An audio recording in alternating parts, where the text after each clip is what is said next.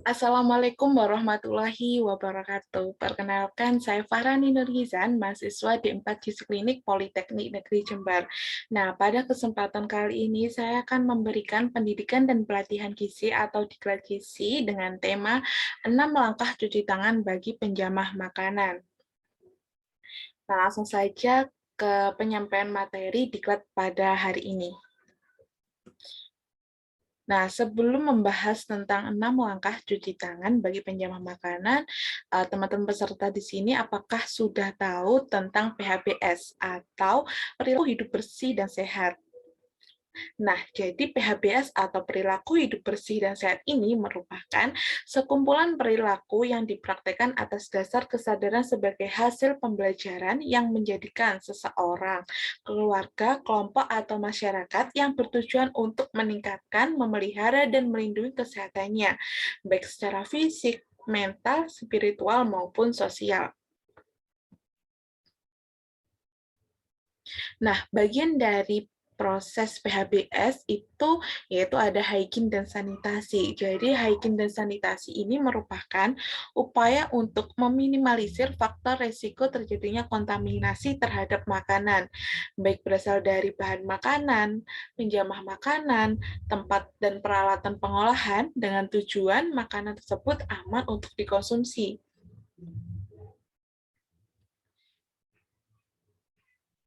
Nah, sumber kontaminasi makanan itu ada 4. Yang pertama berasal dari penjamah makanan. Jadi seorang penjamah makanan yang tidak menjaga kebersihan uh, tubuhnya, kemudian kebersihan peralatan masaknya, kemudian kebersihan tangannya. Nah, sumber kontaminasi yang kedua dari bahan makanan. Bahan makanan yang tidak dicuci atau tidak dibersihkan secara maksimal dapat menimbulkan kontaminasi pada makanan tersebut. Yang ketiga yaitu alat makan yang tidak dibersihkan secara maksimal. Dan yang terakhir yaitu sumber kontaminasi berasal dari tempat pengolahan yang tidak hygiene dan tidak bersih. Selanjutnya, apakah teman-teman di sini sudah tahu penjamah makanan itu sebenarnya siapa sih? Jadi penjamah makanan ini merupakan seseorang tenaga kerja yang menjamah makanan mulai dari persiapan, pengolahan, penyimpanan, mendistribusikan makanan hingga penyajian makanan. Jadi dapat diartikan bahwa penjamah makanan ini merupakan seseorang yang berhubungan langsung dengan makanan dan berisiko dapat memindahkan bakteri pada makanan apabila mereka tidak menjaga hygiene secara perorangan.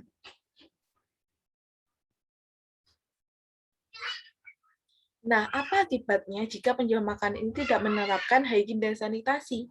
Jadi, akibatnya yang dapat ditimbulkan yaitu foodborne disease atau masalah kesehatan atau keracunan makanan karena adanya kontaminasi pada makanan seperti diare, tipus, ispa, dan yang lain-lain. Jadi sangat penting sekali penjual makanan itu menerapkan hygiene sanitasi sehingga tidak menimbulkan atau penyaluran uh, penyakit kontaminasi makanan tersebut melalui makanan. Nah, bagaimana sih penyebab makanan itu dapat menyebabkan kontaminasi pada makanan? Jadi, yang pertama, penyebab makanan ketika batuk maupun bersih tidak menutup mulut dan hidungnya, sehingga menimbulkan saliva atau lendir melalui saluran pernafasan yang mempercikan ke makanan tersebut. Yang kedua, mata dan telinga yang terinfeksi mikroba atau yang mikroba kulit.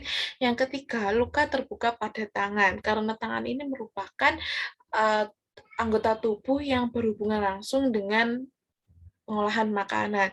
Dan yang keempat, tangan yang terkontaminasi feses. Selain feses juga tangan terkontaminasi dengan kotoran yang lain. Nah, syarat-syarat apa saja sih yang harus diperhatikan sebagai seorang penyamar makanan? Yang pertama yaitu menjaga kebersihan rambut, tangan, kuku, dan pakaian. Jadi seorang penyamar makanan itu ketika menjamah makanan harus menutup rambutnya dengan penutup kepala, kemudian tangannya harus bersih, kukunya tidak boleh panjang, dan pakaiannya yang uh, dilengkapi dengan APD, kemudian memakai tutup kepala dan celemek. Yang ketiga, mencuci tangan setiap kali mengolah makanan. Nah, ini poin penting pada pembahasan kali ini. Kemudian yang keempat, menjamah makanan harus memakai peralatan. Yang kelima, menggunakan peralatan yang bersih. Nah, syarat apa saja dari kelima tadi yang harus diperhatikan lagi, yaitu ketika seorang penyuh makanan itu tidak boleh merokok, dan yang kedua tidak boleh mengobrol sesama.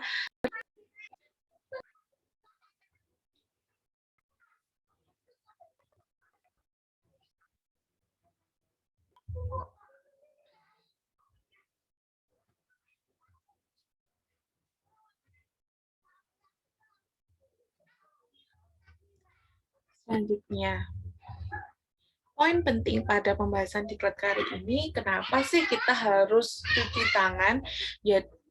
Yaitu cuci tangan ini merupakan proses membuang kotoran dan debu secara mekanis belah tangan dengan memakai sabun dan air mengalir yang dilakukan untuk menghindari penyakit yang ditularkan melalui makanan. Jadi kenapa sih kita penting sekali cuci tangan itu, karena tidak menimbulkan atau menyalurkan penyakit melalui makanan tersebut.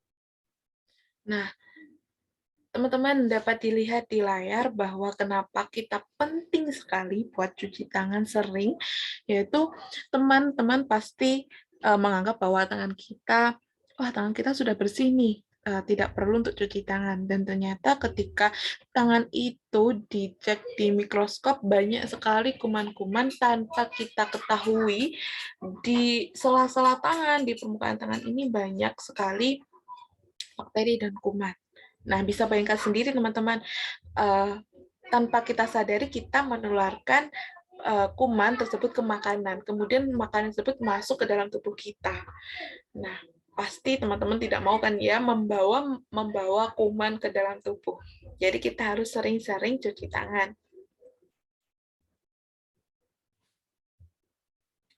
Nah, sangat dianjurkan sekali ketika mencuci tangan itu memakai sabun. Manfaatnya apa sih sebenarnya mencuci tangan pakai sabun atau CTPS? Jadi mencuci tangan pakai sabun yang pertama yaitu membunuh kuman penyakit yang ada di tangan. Yang kedua, mencegah penularan penyakit. Yang ketiga, mencegah terjadinya keracunan makanan. Yang keempat, tangan menjadi bersih dan bebas dari kuman. Itu tadi manfaat mencuci tangan pakai sabun. Nah, kapan saja sih kita harus mencuci tangan? Jadi ada 6 waktu paling tepat mencuci tangan, yaitu yang pertama sebelum dan sesudah kita memegang makanan atau mau makan, atau sesudah makan atau sebelum makan begitu. Kemudian yang kedua, ketika tangan kita kotor, kita harus wajib sekali untuk sering mencuci tangan. Bahkan ketika merasa tangan kita tidak kotor, kita harus sering mencuci tangan, apalagi di masa pandemi seperti ini. Kemudian ketika setelah bersin maupun batuk, kita harus cuci tangan. Kemudian yang keempat, yaitu ketika keluar dari kamar mandi maupun toilet. Kemudian yang kelima, sebelum dan sesudah mengolah makanan. Dan yang keenam, yaitu setelah bepergian. Apalagi di masa pandemi seperti ini, banyak sekali virus-virus yang bertebaran di sekeliling kita. Jadi ketika kita pulang dari sekolah, pulang dari bekerja, pulang dari kuliah, itu kita harus rajin mencuci tangan. Nah, bagaimana sih langkah-langkah cuci tangan yang tepat dan sesuai standar prosedur? Jadi ada 6 langkah cuci tangan yang wajib sekali kita implementasikan ketika kita cuci tangan. Yang pertama yaitu basahi tangan dengan air bersih dan mengalir. Tuangkan atau gosok sabun pada telapak tangan, kemudian usap dan gosok telapak tangan secara lembut dengan arah yang memutar. Kemudian langkah kedua yaitu usap dan gosok kedua punggung tangan secara bergantian. Kemudian yang ketiga, gosok sela jari-jari tangan secara bergantian kanan dan kiri hingga bersih. Kemudian langkah keempat, bersihkan ujung jari secara bergantian dengan cara mengkunci. Kemudian yang kelima, gosok dan putar kedua ibu jari secara bergantian. Langkah yang keenam, letakkan ujung jari ke telapak tangan, kemudian gosok perlahan dan lakukan secara bergantian. Setelah itu, bilas dengan air bersih dan langkah terakhir yaitu keringkan dengan lap maupun tisu. Untuk mematikan keran, kalian dapat menggunakan siku maupun lap atau tisu yang digunakan untuk mengeringkan tangan tersebut. Nah, itu tadi 6 langkah cuci tangan yang dapat kita praktekkan. Kemudian prinsip penting cuci tangan, 6 langkah dan pakai sabun. Jadi apa sih prinsip pentingnya? Jadi mencuci tangan itu tidak cukup dengan air saja. Jadi kita harus mencuci tangan dengan 6 langkah serta memakai sabun supaya dapat mematikan kuman yang ada di tangan. Kemudian prinsip yang kedua, cara paling hemat biaya untuk melindungi diri dari penyakit menular, termasuk pada masa sekarang yaitu COVID-19. Nah, kemudian mencuci tangan pakai sabun selama minimal 40-60 detik dengan mengikuti semua langkah yang dianjurkan, yaitu 6 langkah cuci tangan tersebut. Kemudian efektif apabila sarana cuci tangan pakai sabun tersedia dengan baik dan dilakukan pada waktu-waktu yang penting. 6 waktu penting yang saya sebutkan tadi, kemudian dilakukan dengan langkah yang benar. Nah, itu saja materi diklat pada hari ini. Apabila ada salah kata, mohon dimaafkan. Tapi sebelum saya akhiri acara diklat kali ini, saya akan menunjukkan video 6 langkah cuci tangan dan dapat kita praktekkan secara bersama-sama.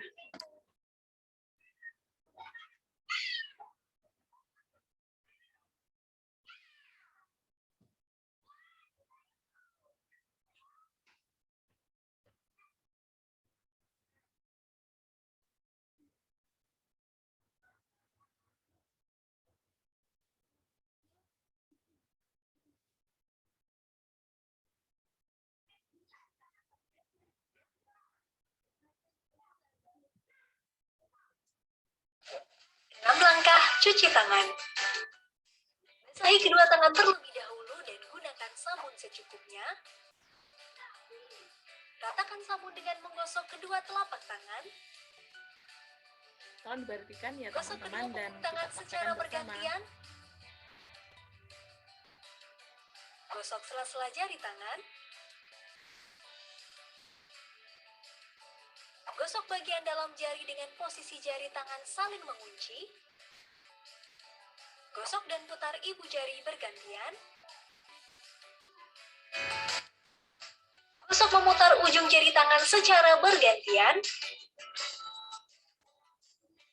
Bilas dengan air mengalir. Keringkan dengan tisu atau handuk. Kemudian, matikan keran dengan tisu atau handuk yang sudah digunakan. Lakukan langkah-langkah mencuci tangan selama 40-60 detik jika menggunakan air dan 20 hingga 30 detik jika menggunakan hand sanitizer. Ini kata dokter tentang cara mencuci tangan.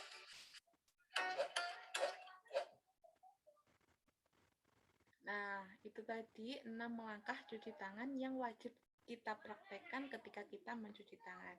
Mudah bukan untuk kita aplikasikan ketika kita mencuci tangan? Nah, itu saja materi diklat pada hari ini. Terima kasih atas perhatiannya. Semoga ilmunya bermanfaat. Tetap jaga kesehatan. Wassalamualaikum warahmatullahi wabarakatuh.